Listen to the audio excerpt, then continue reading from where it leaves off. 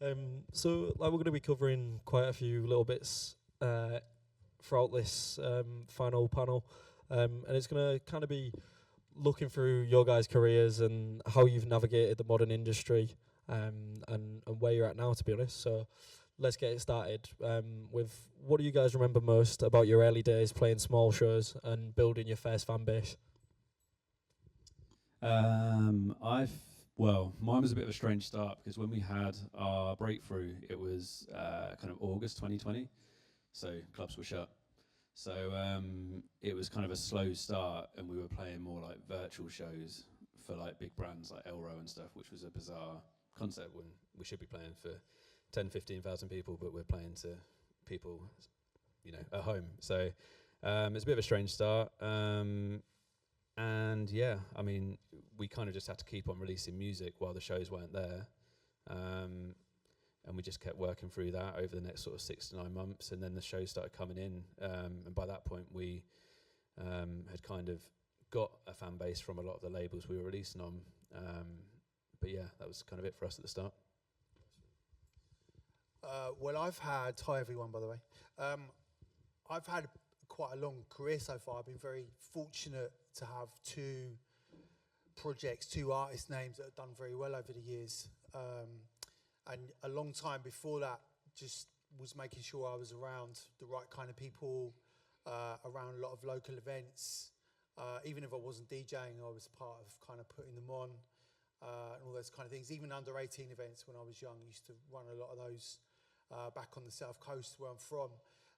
But my actual breakthrough originally first came in 2004. And literally I was buying a record collection from a guy who happened to work at a record label. And I saw his email address. I was like, oh, do you work for Tool Room, which is the label? And he obviously said yes. And I just started making music again after having a few years away from it. And I'd actually made some music I thought they might appreciate. So I sent the demo, and the next day I was signed, or the next day after they received the CD, burning CDs back then. And things escalated extremely quickly. It's about sort of right place, right time kind of stuff with me. And the second time round when it happened, because I left that project behind, my name was Dave Spoon back then, and I left that project behind in 2010, 11, and started again as Shadow Child because I felt a bit of a shift in the music that I was doing, and literally pretty much the same thing happened. So the first time there was, did everyone heard of the Essential Mix, which is on Radio 1? Yeah, so those demos I sent in 2004 to Tool Room, 2 of the tracks made it onto an Essential Mix 3 weeks later by the label boss, a guy called Mark Knight.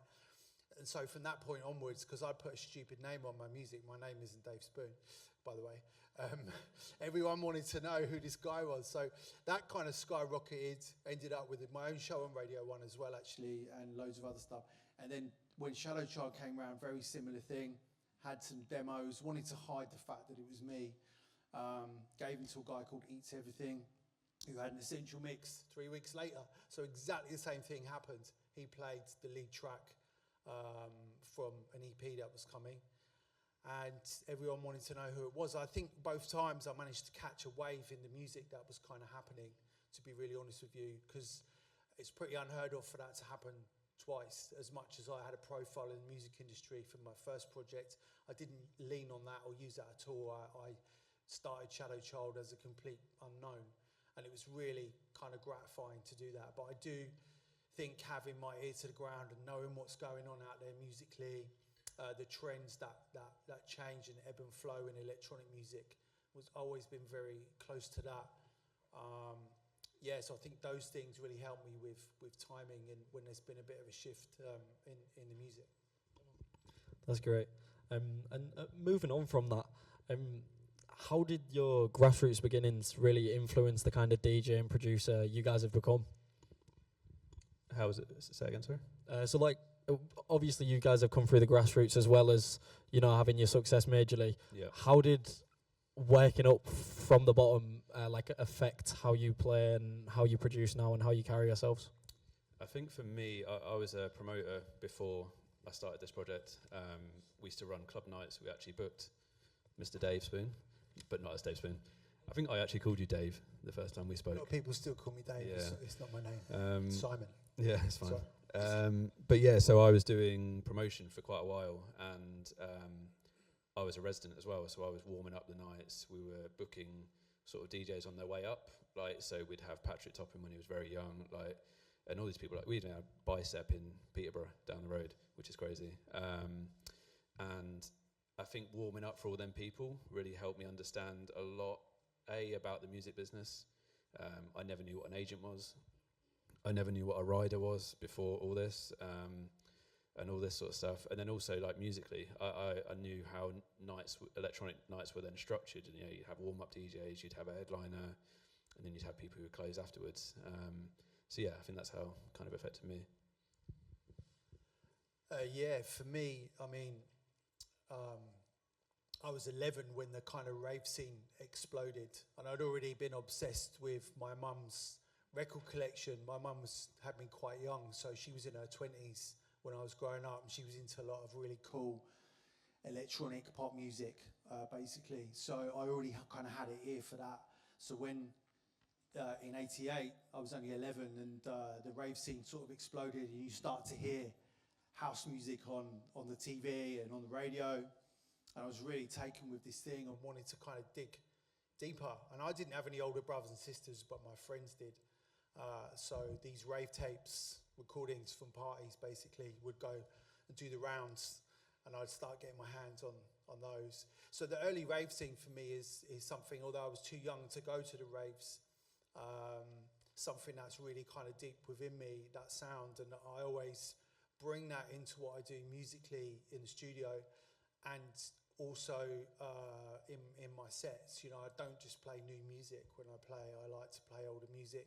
I like to play records that mean something to me and have influenced me as well, even if it's just one or two. You know, it's important to really show who you are and put your character into what you're doing. You know, if any of you are kind of lucky enough to get out there as a DJ or performer, you kind of need to give people the sugar, give them what they want, but you do need to put your stamp on it as well. And I think having that background that I've got with that music has really helped over the years. Yeah, definitely. Following on from that, more of a question target towards you, Dan. How has having like a multidisciplinary skill set helped you as an artist? Obviously with your background, with your AV and events promoting. Yeah, so alongside this, I've always done promoting club nights and a festival, and also working in AV as well. And I think it's so important because it allows you, you don't have to take that risk. Like, you can earn your money for other things, and it allows you to be more creative in what you're doing musically. You don't have to follow trends so much. You know, you can do exactly what you want to do, and you've got that financial security still. And I think that's so important. And I think a lot of people do that. You know, a lot of touring DJs still have day jobs. It's crazy. Yeah, definitely. So moving on from that one, what's something about your guys' journey that people don't really get to see on social media? You know, they get to see your sets, They get to see the music you're releasing. What's some of the behind the scenes thing that you guys think would offer a little bit of insight? Well, I think the tour life, it's not, you know, it looks how it looks on social media. You know, even if you're a big name or not such a big name, a lot of the big names are in a private jet and they've got this lifestyle and whatever. And people really buy into that, and they don't actually get to see, and I think that's kind of what it's about. They don't actually get to see, you know, the journey that person might have taken to get to that point. But what I would say is the kind of tour life, I did it for years and years and years. It was never really for me. I still do it. I don't do it anywhere near what I used to do. You know, most summers I'd come home for like a few days within a month and live out of a suitcase and then go again.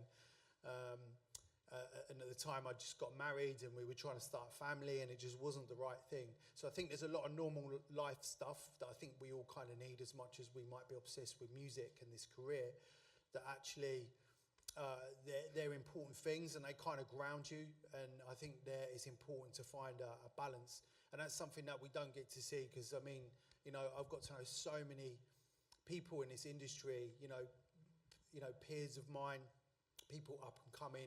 Even Dan, I haven't known Dan that long, but we've had quite a few interesting chats about the life that goes alongside this already, actually. And I think that's the thing to kind of be aware of. Be aware of kind of who you are. Be aware of not your limitations, but be aware of your kind of parameters, shall we say, and stuff, and try and work within them. Because if you do find some success, you heard from Dan there how quickly it can spiral and become this thing really quickly. And I think it's hard. Sometimes people aren't always quite ready for it. So it doesn't mean you shouldn't do it, but I think it's just to be aware of some things that might kind of come and face you away from the Instagram, basically. Yeah. I think, like, for example, at the weekend, I played in Detroit, and we might post a picture of us or a video of us playing there and like the glitzy bit, but what you don't see is the 18 hours of connecting flights and all that rubbish you have to deal with as well, which, I can't complain too much, but we never show that. So, that's all I've got to add. No, that's very fair. I mean, we've now discussed your roots, where you've come from, how you rose up, but now let's get to a more of a sticky topic. Was there ever a moment you guys felt pressured to compromise creatively, and how did you deal with it? Wow, I think I have a few times, to be fair. I think it happens, especially when it came around a second time for me, because the Dave Spoon project finished because I fell out of love where the music went, the sound at the time, and I kind of jumped into another space and it worked, thank God. But I think the second time that it came around, I had a better head on my shoulders, obviously, because I'd kind of done it before. But towards the end of the Dave Spoon era, which is probably the end between 2008 to 2010, I was saying yes to like too many things, doing a lot of, I did some, I made a great career as a remixer as well alongside everything else. And there's a lot of things that I did that I just did to grab the money. And I just, it's a privilege to have that opportunity, don't get me wrong, but I did some crazy things. I did some amazing stuff like remixing MIA, Dizzy Rascal back then, Beyonce, all those kind of people. And then I started taking jobs because people had the money and would pay me. And actually these kind of remix jobs weren't the things that were going to keep me on my path. And I think people maybe started to question musically what I did. But I'll just tell you quickly, it's quite funny. One of the last remixes I ever did, it might have been the last one, was a remix for Real Madrid. Can you believe it? So they've got a theme tune they play in the stadium, and they wanted a remix of that. So I got, as you can imagine, I got looked after for that one, which was nice. But actually, it really wasn't creatively the right move for me at all. And I was lost, and I was looking for another path at that time and just grabbing what I could. So it happens. You kind of have to sometimes compromise, like you say, but ultimately you'll feel it whether it's the right thing or not, and it's tough at times because we've got to make a living as well. Yeah, I think the key with us is that there's two of us, so you can sort of play off each other. Dylan, who I do the stuff with, is kind of he's very straight to the point, and like if he doesn't think it's right, he'll be like, no, we can't do that. And that's a good, yes, we can argue it afterwards, but it's a good place to be. But we've had similar things, and like we had one where we did a production for KSI not too long ago, and it was around the time where his whole career was pushing on the fact how bad his song was that he released, and we were like, do we want to do that? Do we not want to do it? We ended up doing a demo for them, but it never came out, and I think that was a blessing. But the good thing you can always do is not put your name to it as well. If you wanted to do it for the money or for, just as a production, then you can just put your, a different name to it. Or yeah, definitely. And I think I think you find it more common as well, like with the larger labels as well. They put the pressure on the artist, don't they, to make certain changes within their sound as well, to still release their music with them. Moving on from that, how do you find nowadays, especially with the change in the industry, a balance between what you love making and still making it in a way that is like marketable towards people in this generation? Yeah, it's difficult because you've got to be seen to be kind of playing the game a certain way. We've got the visual side of what you do with social media, as we've already said. And that's a big rabbit hole to talk about that in half an hour today, so we can't. I think we all kind of know what we're saying there. But I think I think you could, like I was saying earlier, you can always find a way to inject yourself into what you're doing and what you're about, because there is a lot. I don't want to sway too much from the question, but something I was going to say earlier is you can stay on a path within a trend, do things a certain way, but actually make it your own. And I've always like stood by that with all the peaks and troughs. And I think there's examples outside of like individuals or artists as well, with record labels in our scene, like Defected, who you might have heard of, huge house label, really been through all the peaks and troughs over the years since they started in 2000, but they've stuck to what they do. And as much as the scene moves around, they've stuck to what they do, and it always comes back to them. And they're probably the most successful label really in since they've started that we've had out of the UK. That started as an independent, you know. So, you know. Anyway, sorry, I've deviated a little bit there, but I think that's important to say. Yeah, I think for us, it's all about kind of anchoring. Like we can move our sound around a bit, but we always focus on like having sort of big simps in there that people kind of recognise that it's our tracks. I mean, that's quite key. It's a bit like basically what you just said. You know, if people kind of know it's your track, you can sort of go around genres and this sort of stuff. But yeah, I mean, apart from that, I think you mentioned Bicep just now. Everyone knows the signature kind of Bicep vibe. They could probably make a drum and bass record or a trip hop record or anything, and people would kind of know that that's got to be Bicep, surely, because there's a vibe, there's a sound. It's about, for those of you that do make music, it's about the equipment you use, how you use it. Sometimes it's not knowing quite how to use it that gets really great results out of it, actually, and not watching too many YouTube videos, finding your own way. That's where a sound cut, your own sound cut actually comes from. Otherwise, you're just copying everything else that's going on around you. I think it's bizarre as well how it can actually sort of unfold. There's a guy from Canada at the minute who he has been at it for 10, 15 years, and he's now broke through and is now touring everywhere because someone thought his remix was a Dom Dollar remix, and he's now touring for however many thousands a night every night, and it's just blown up like that. And you know, you can't predict that sort of stuff. So yeah, definitely. I think that individuality as well is so important, and having your own sound, I guess, definitely sets you apart from the crowd when it comes to releasing your own music. I think as well, like, sorry, let me just check that. Yeah, moving on. How do you think it is now trying to break through as just a DJ or a producer compared to, you know, for yourself when you first came through? Do you think it could be harder now than it used to be? Do you think people have it a lot more tough? Well, I had to make records that my peers were going to play. You know, I had to think of the DJs that I loved. Where were they playing? What was the sound? What was going on? I wanted those DJs to play my music. And that's how you used to break through. So as I said, I used the example earlier of the Essential Mix. They weren't booking me to do that at the time. They had their lineup for the year sorted. So it's about targeting the right people maybe to play your music to help you break through. Now that's kind of how it was for me. I don't think it's necessarily the thing anymore. Also, like a lot of promoters would run up to the DJ box back then and say, what, if there was a big reaction on the dance floor, they would go to the DJ and say, who is this? What is this? And they'd want to know. And then you would get booked as a producer to go and DJ if you were a DJ, which I wasn't to start with, actually. I was choosing not to go and DJ initially. But then you would get booked to go and play in the same club a few months later because your music was tearing the place up. So that's kind of how it was. I don't think it's necessarily the thing now.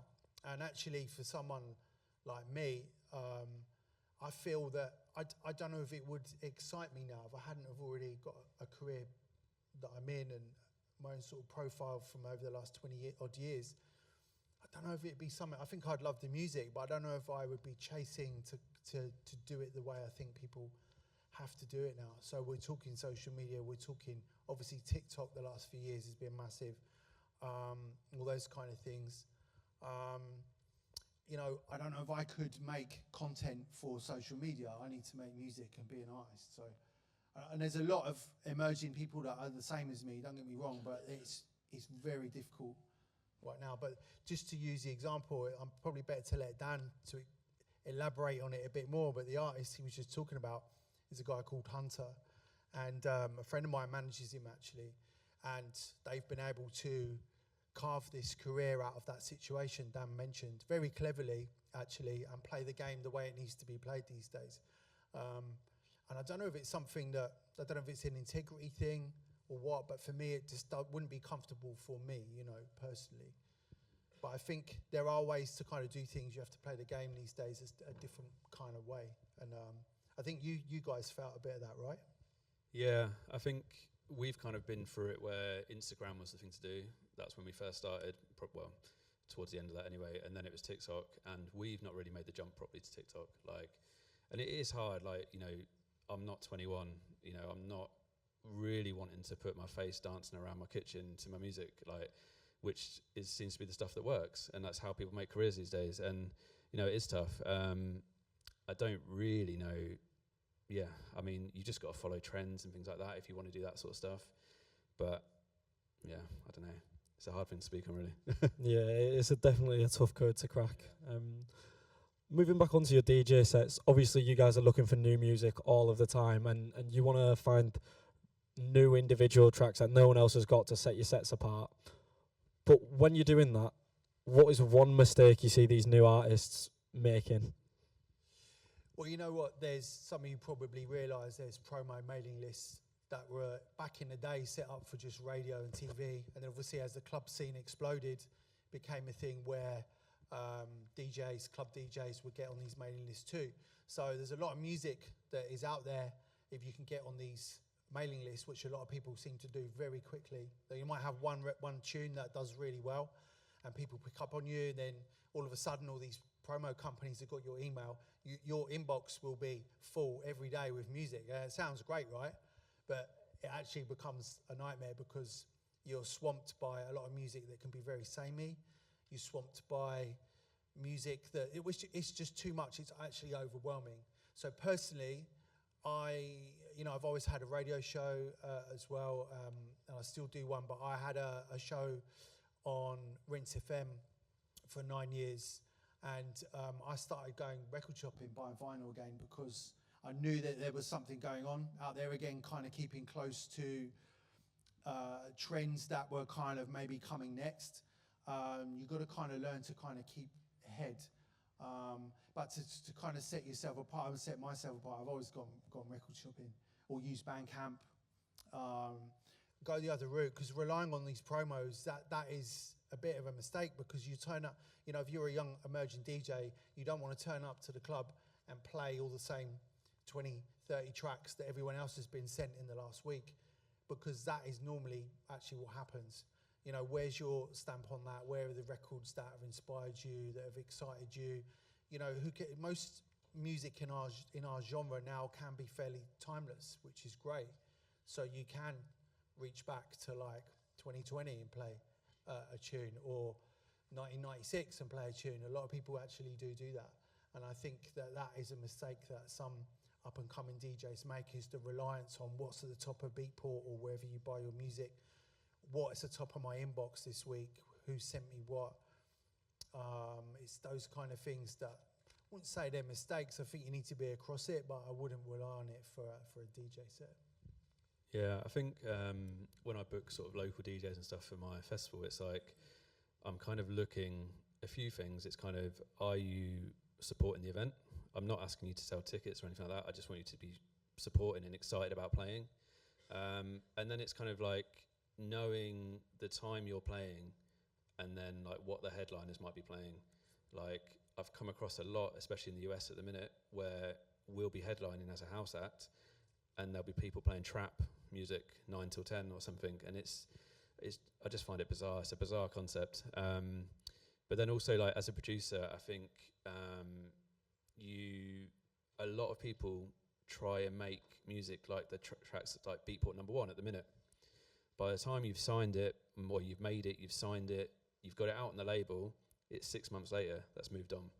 So you've kind of got to try and be ahead of the curve, or just do your own thing, really. Yeah, definitely. Them like long wait times from labels once you've got the track signed. Like I've had some friends waiting like a year and a half, and they just keep pushing the date back and back and back, and by the time it's ready, sound's already gone anyways. Moving on anyways, obviously you work in a group yourself, But talking about collaboration and community and stuff, how has collaboration impacted your guys' journey, and especially collaboration across genres? I mean, you work with Mark Archer, and I'd say compared to your Shadow Child project, his alternate stuff isn't particularly too similar. But how does that affect how you work and what you've done? Yeah, well, Mark's one of my heroes from when I was growing up, you know, from the rave scene. Some of you might have heard of Alternate. They used to wear the masks with the A on the front. They were kind of, at the time when the Prodigy emerged, it was Prodigy and Alternate and Bizarre Inc. They were the three big kind of acts. So, yeah, one of my heroes. I'm very lucky to still work with him to this day. But yeah, well, that's the exciting thing for me. It's like, what's he going to bring to the table that I'm not? And making music sort of a bit yin and yang at times, and I think it can be quite exciting to bring those other flavours in. So although Mark's my hero and that's my roots, you know, the way I make music now is nowhere near the way he would have made music back then. I understand how that music was made back then because I started making music then myself as a kid. So I understand the process. I know how his mind works with how to do things. So it just kind of works in the studio, but not everything works. You know, I've worked with a lot of people, you know, some of my heroes as well, and it can be hard. It's better to work remotely. Now we've got that luxury sometimes with people, because in the room it can sometimes not always kind of work, you know. But yeah, it's I think collaboration is really important, even if it's just getting together to chat about the industry as well, and to talk about even just stuff like plugins and equipment. You know, pick up how other people work. That's kind of what this is all about. It's about being around the right kind of people. Yeah, I think collaborations help a lot for us, like finishing off ideas as well. Like at the minute, we've got sort of 10 unfinished tracks, and now we're sending them to different people to try and get a twist on them, change them, etc., etc. I think the only thing at the minute that is quite bad with, so sometimes we're sending stuff to labels and they want us to collab with an artist and them not touch the track, just to feature on it as a marketing side of it. So you do get that a little bit with some labels as well. It's more the kind of sort of big event brands and stuff like that who perhaps aren't necessarily in it for the music. It's more of a business thing, but yeah, there is the whole marketing side of collabs as well, to work with a bigger artist just to get more reach. And, you know, I understand it because social media, you know, if you have a bigger reach, the track might do better, but it's a hard pill to swallow as well. Yeah, definitely. Obviously, with these big collaborations, you could be pushing yourself forward. But when you reach a certain level, how do you guys manage to stay connected to the underground scene, just as, you know, instead of getting lost of being a big artist?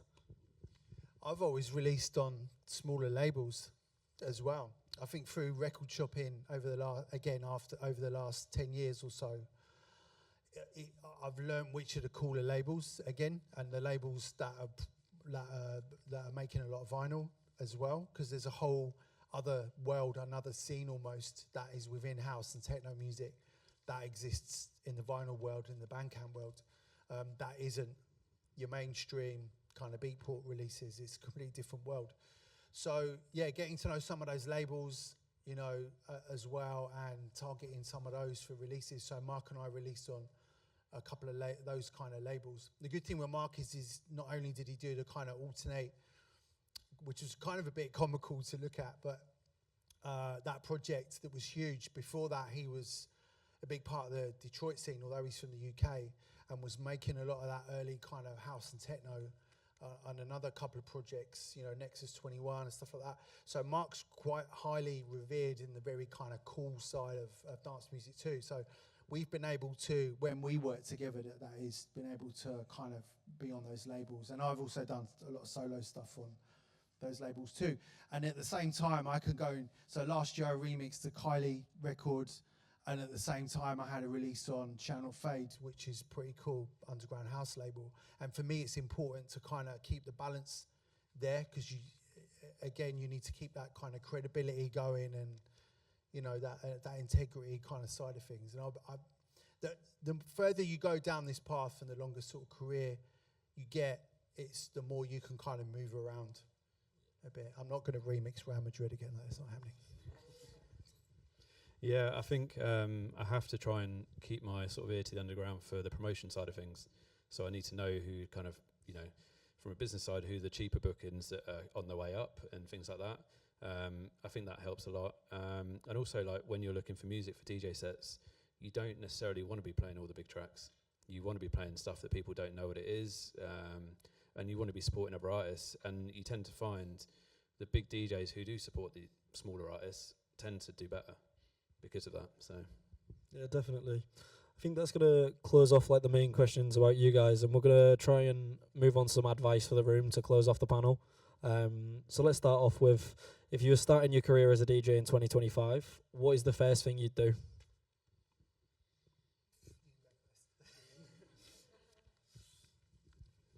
Dance around my kitchen on TikTok, probably. I don't know. It's pretty nail on the head, to be fair. Yeah. It's a very, very difficult one. It's a difficult time right now. We were talking about it in the green room in there, because there's a big, in our kind of world, and anyone that knows the world that our music lives in, there's a lack of the kind of culture at the moment, unfortunately. And it's not a negative thing. I think, like with a lot of things, you need the peaks and troughs. I think that we're in a bit of a trough at the moment. I don't know what's going to come next, but that's the exciting bit. I think you've just got to put yourself, again, around the right people, around the right music that you believe in and that you love,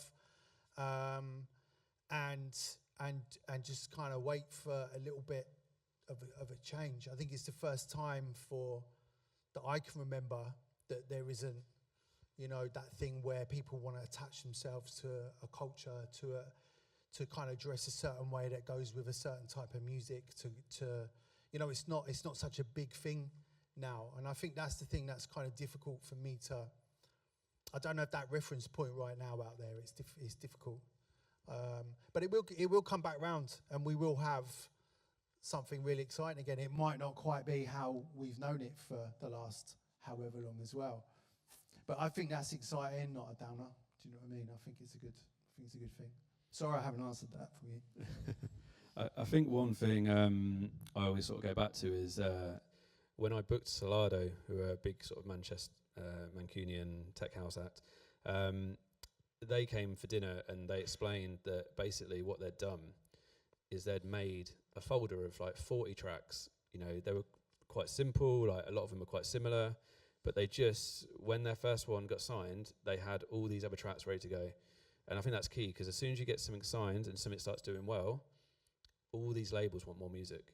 And if you haven't got it, you're already on the back foot. So I think it's best to try and hold off and be reserved and, just keep it back. And yeah, just quickly on that, that's a really valid point. I'd done the same thing unintentionally those 2 times that I was mentioning earlier, when my music kind of got attention. And a couple of things I did do was make kind of my own reworks of things, so unofficial remixes, if you want to call it that, as well, because every DJ that we can name loves a little special edit or a little special version of a famous record to play in their set.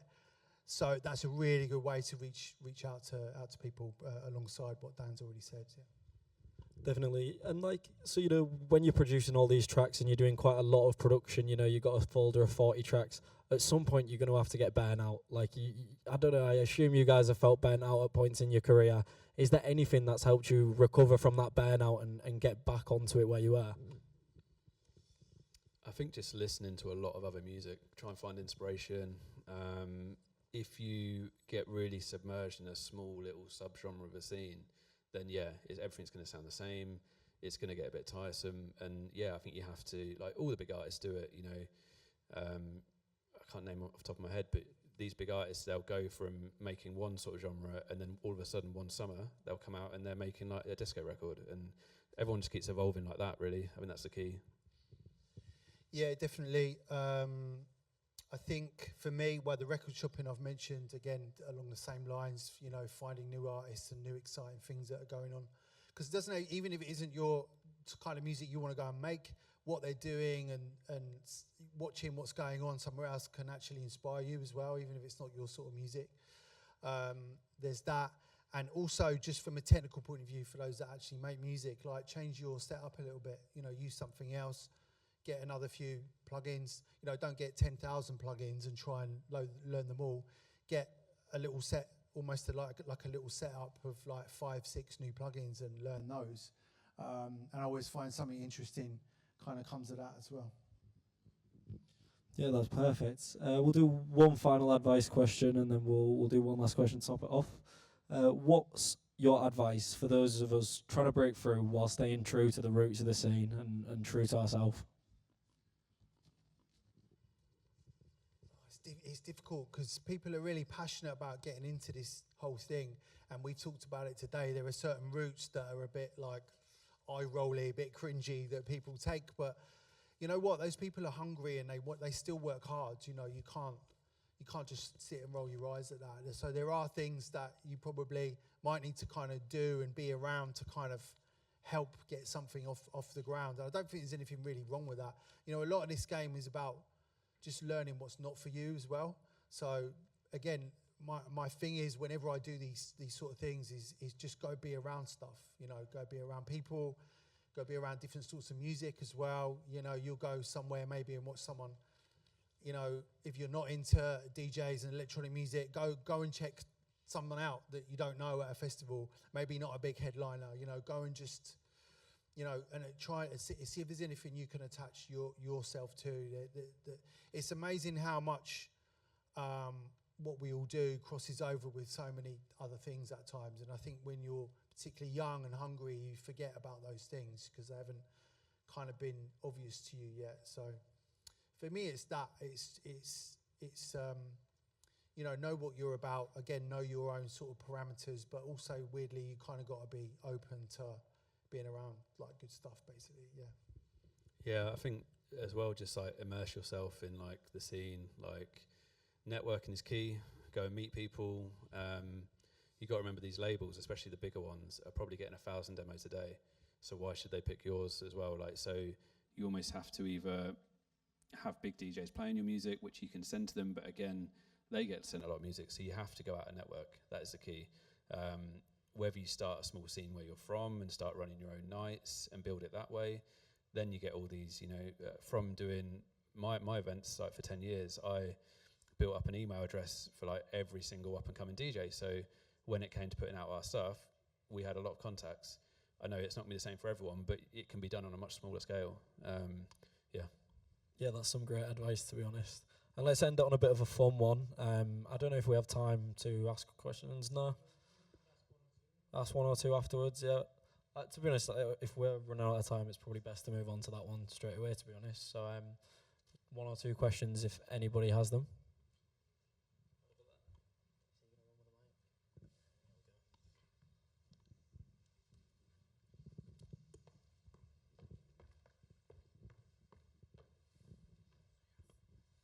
Hi, thank you so much for such an inspirational and interesting, amazing panel discussion.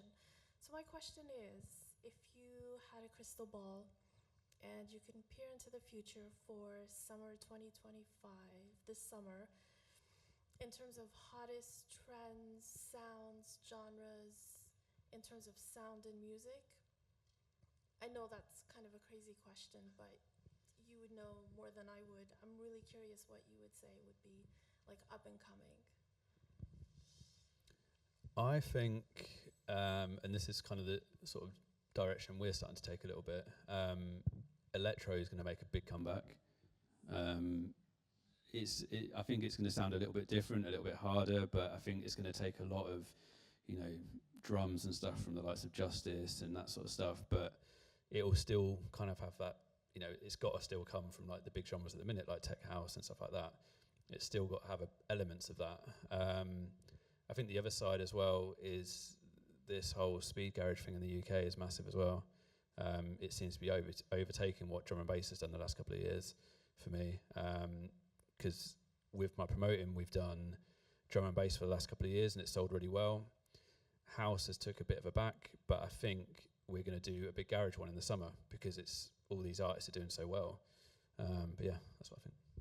Yeah, I think for me, I'm enjoying the last few years playing, well, since after we had COVID, I've been playing a lot more kind of more boutique festivals, so smaller festivals, maybe a slightly older crowd, so not sort of 16, 17-year-olds and up. And I've been really enjoying playing those and playing a lot of throwback music, but there's a lot of new music because I'm quite heavily rooted in jungle from 93, 94. And that sound's been massive again the last few years with the likes of Sherelle and a few others as well, obviously. But that is still a thing that's still really exciting. I like playing that music to those kind of people. I've done for years, played to the younger crowds, and I still will, and I enjoyed that. But actually, for me, I kind of like playing festivals and things where it's a kind of a bit looser and you can kind of go where you want. So, but yeah, I've noticed the garage thing as well coming back. You know, garage first was around mid-90s, you know, and then it kind of, when I started Shadow Child in 2012, it was a little bit of a thing then because those elements crept into that before it became the deep house thing again. So it's interesting if you notice all the patterns, all these genres and things, they just keep coming back around. But I feel right now it's a melting pot. I think 2025 is still a melting pot, and I think we're waiting for this thing to happen, and I actually don't know what it is. But like I said, I feel quite excited about that. That makes me want to keep going and just do what I do. People, luckily, are still into what I do, even if it's in a slightly different way.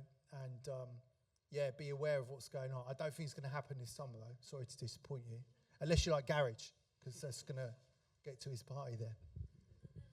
All right, let's take one more before we stop off.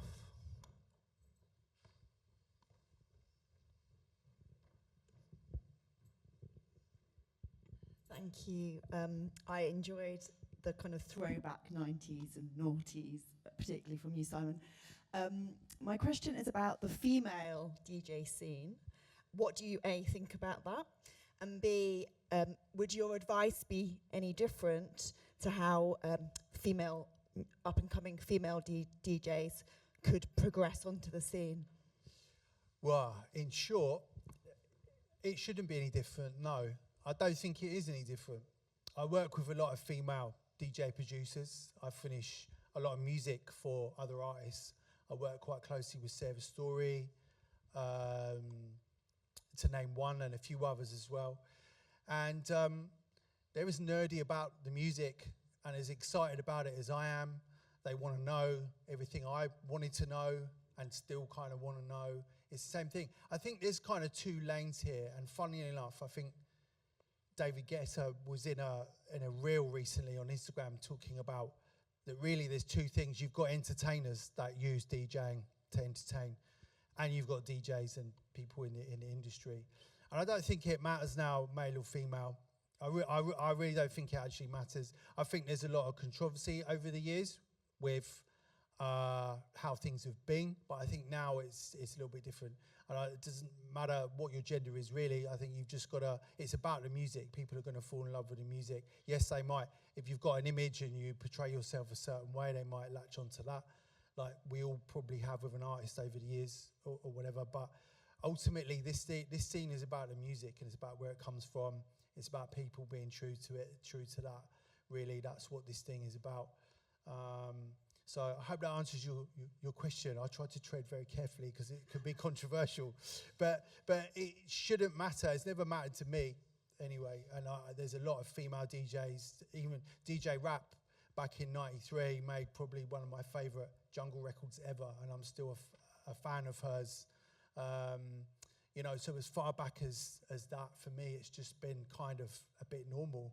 But I think the way the scene gets portrayed sometimes over the years hasn't allowed it to be an easy ride for people. So, yeah.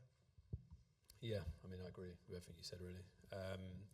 I think the last sort of 5 years, I think what has been happening behind the scenes is, as a promoter, agencies have said to us, you know, you need to add more females onto your lineup. And there wasn't necessarily the pool that there was now. And it's so much easier to do that now because there are more, you know, female DJs around, and you know, it's become a lot easier to book them, and we actively always do it. And yeah, we, you know, apart from that, I disagree with everything you said, really. Yeah, I will just quote, because I mentioned Sherelle just now, and she was on a podcast a couple of years ago, and I can quote her by saying that she knew that she was a tick box for quite a while while she was emerging. So just on a DJ side as well, I know there are some female DJs that know when they're a bit of a tick box. and that's kind of not cool either. I don't think it's so much a thing now, but I think there was a window maybe 3-4 years ago where promoters, as Dan says, were under huge pressure to make the lineups a certain way. And yeah, you do need to reflect society a bit. I get that, but actually, yeah, it's kind of hard because this is about music at the end of the day. Anyway, yeah.